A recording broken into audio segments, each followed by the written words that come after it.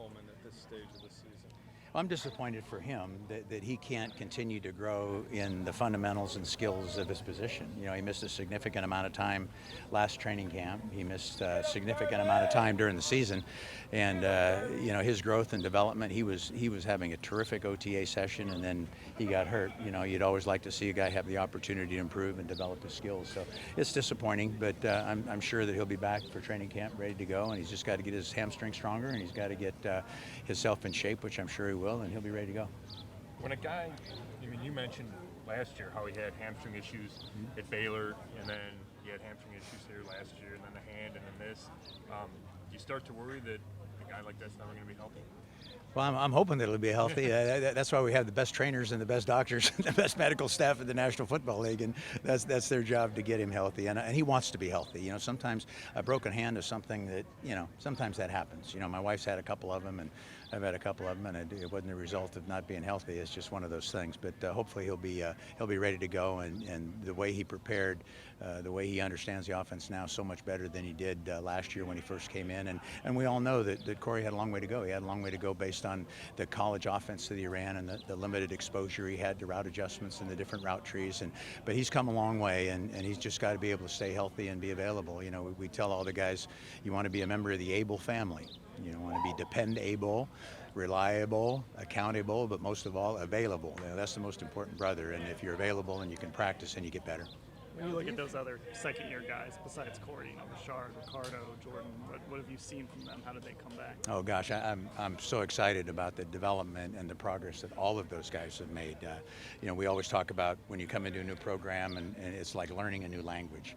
And now most of them are totally fluent in the foreign language that they learned being the Cleveland Browns offense, and they've adapted dramatically. I mean, they're playing so much faster. You look at Ricardo now, and he's playing with so much more confidence. He's catching the ball really well. He's running fast. And here's a guy, once again, that was a quarterback all the way through high school. He goes to college. They make him a wide receiver, and he played very minimally, really, at Auburn. I think he only caught 29 balls, you know, there in his career. So he's in a tremendous developmental stage, but he's made great strides. I'm really proud of him. And Richard is really developed. And Jordan has done a great job. They've all incrementally, you know, progressed a great deal. And now what they've got to do is continue to do that, because we haven't played against anybody yet. You know, when we put pads on and we play the real games, and we've got to be physical and do things in a stressful environment, I'm hoping that what they've done and showed to this point compared to last year will really carry over for them. Al, do you feel cold weather was a culture shock to Corey Coleman? You'd have to ask him that. His play, his practice? It was culture shock to me. You know, I don't know. I'm just kidding. I don't think so. I didn't have any sense that he didn't practice as well as he would normally practice. I think anything's an adjustment for a young kid coming from, you know, a southern climate like Miami or Texas or any place like that. But I don't think that's a factor at all. This kid has tremendous physical skills. I mean, he can run, he can catch football, and he can separate. And if we can keep him healthy, and he can practice on a regular basis and stay with the offense and the systems and the schemes, because we have a very complex system, and it takes a while to get adjusted to. So when he does that, whether it's cold, whether it's hot, whether we're playing on cement or playing on grass, I'm sure he'll perform well. You guys lost Hawk from last year to this year. Do you feel there's a gap in veteran receivers? Well, use another guy back there? The only veteran receiver we really have, you know, is Kenny. Right.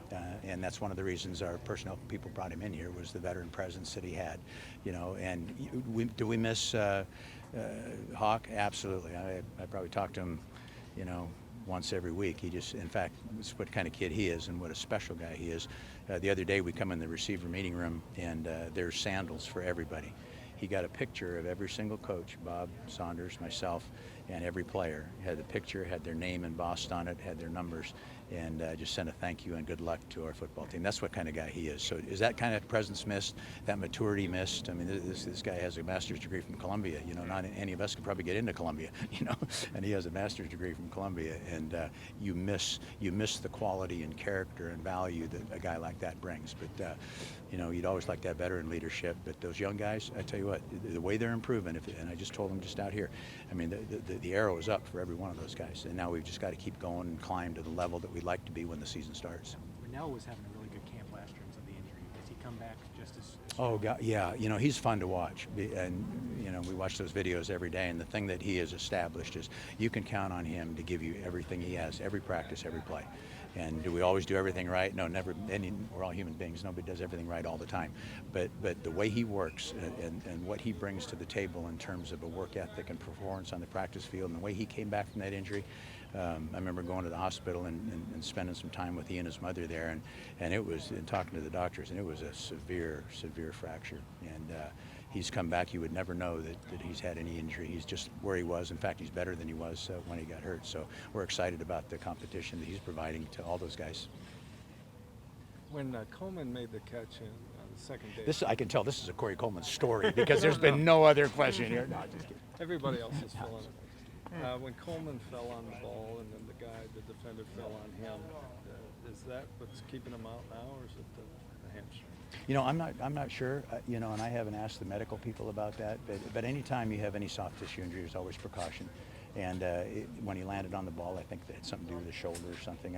From what I understand, everything's probably okay in that regard. And I think he would tell you, and everybody would tell you, that the only reason he was kept out this last week was precautionary. And he's been going through walkthroughs with us, but we just didn't feel like it was something that we wanted to expose him to, and it wasn't worth it. If he was going to miss any time, in preparation for training camp or in training camp, it wouldn't be worth it. So, does it feel like Kenny Britt and Tyrell Pryor was just an even trade? I mean, you lost Tyrell. And can Kenny give you what Tyrell was able to give you last year? that they're two way different guys. Tyrell, I love Tyrell Pryor. And when any player goes, whether it's Hawkins or Pryor, in my life you lose a son. And I talk to Tyrell at least once a week. There's not a week goes by without him calling Bob Saunders, our assistant receivers coach, or myself. I've got about 10 videos of him in practice at Washington. How can I get out of this route quicker?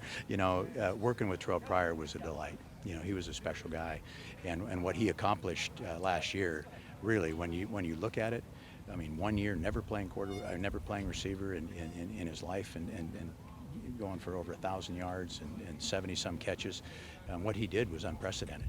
In 1 year, and I worked with, Antoine Randall and other guys that have made the transition from quarterback to wide receiver.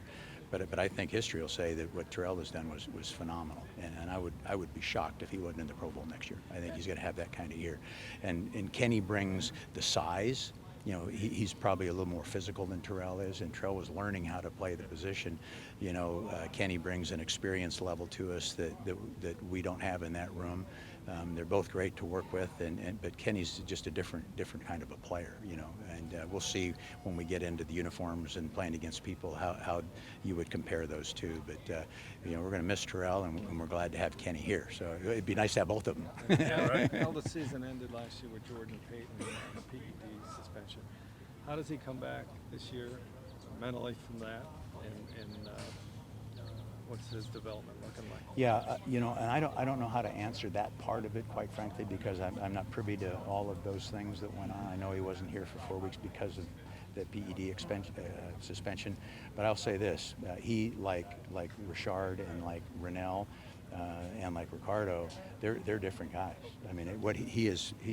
I told him the other day. I said, "You're a different guy." I said, "Did we get a new 84?" I mean, this guy's running fast. He's coming out of breaks. He's catching the ball. He's a competitive guy, and I don't know anything about the other part of it. If I did, I'd tell you, but I really don't. But I know one thing: he can play in the National Football League, and he's playing at a level much greater than he did last year. I don't think it's affected him. At least, I've never really talked to him about it, quite frankly. So, that would be a good question to ask him. And it seems like just a couple more. The staff has complete confidence in you in developing those 4 guys you just mentioned. Do you feel that's your responsibility this year? That's priority 1? Well, I call myself. I'd like to be known as a player developer. I mean, that's what we're here for. We're teachers, and I live vicariously through the players that I coach. I love to be around them. I want to see them have success, and I think what I've done in coaching since I've been since 1970 is help players achieve their level of potential. And every day I come to work, that's the most important thing to me, is helping those guys get better. You know, and I believe that we can develop them. I've always said to our personnel guys, you give me a guy that works hard and we'll make him as good as he can possibly be.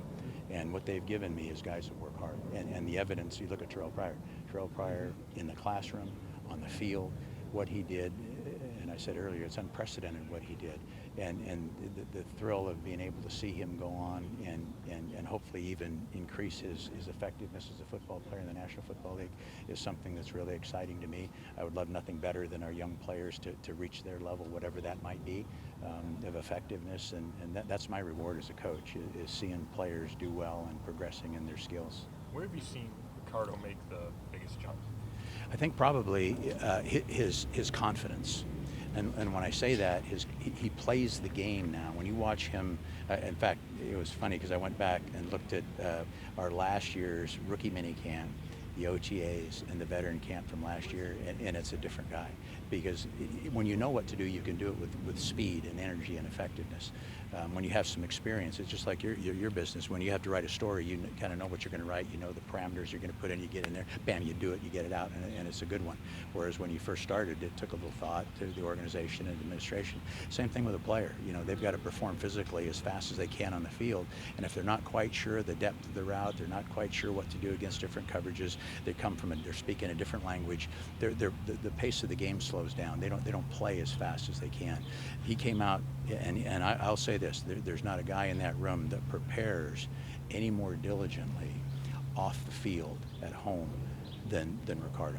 He is magnificent in his note taking, his transcribing, the way he studies at night. He's really helped himself understanding what he has to do.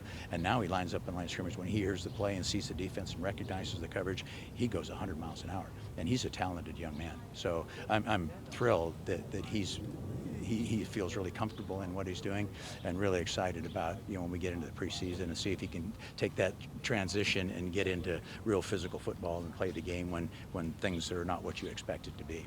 But he's been terrific.